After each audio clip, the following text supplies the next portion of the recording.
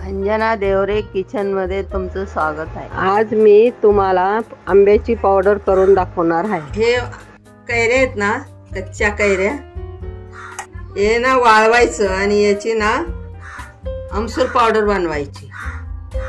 याची साल काढून घेतली मी आता आणि पाण्यात ठेवले। याची साल काढून टाकली सगळ्यांची, सगळी साल काढली, काहीच ठेवली आणि आता ना आमसूल पावडर करायची। वरची साल काढली, तेव्हा अशी साल काढून टाकली आणि आता त्याने असं बारीक करून घ्यायचं आणि वाळवायचं उन्हात। त्याच्यावर कापड टाकायचं आणि मग आमसूल पावडर तयार करायची।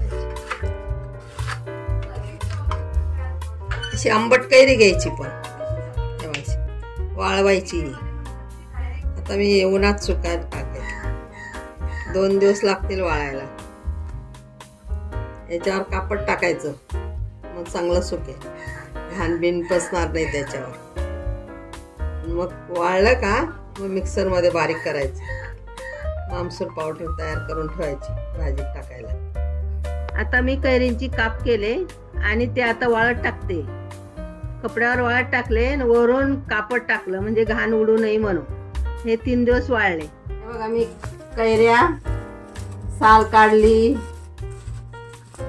कापल्या, वाळवल्या आणि छान वाळल्या बघा। आता हे मिक्सर मध्ये पावडर करून ठेवले।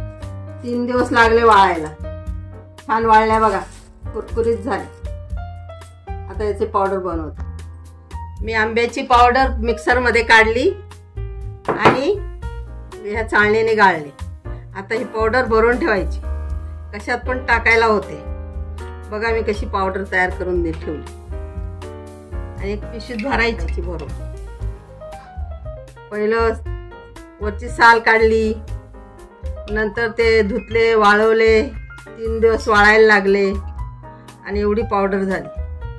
4च कैऱ्या होत्या, एवढी 3 दिवस वाळल्यावर बघा इतकी छान पावडर झाली। कलर बघा किती सुंदर आला। कशातही टाकता येतं, मटण मच्छी कशात पण टाकता येतं। अशा कैऱ्या केल्या आणि त्याचे असे तुकडे केले आणि वाळत टाकले आणि ते वाळवल्यानंतर मी याची पावडर बनवली। ही पावडर स्टोर करून ठेवायची, म्हणजे वर्षभर पुरते।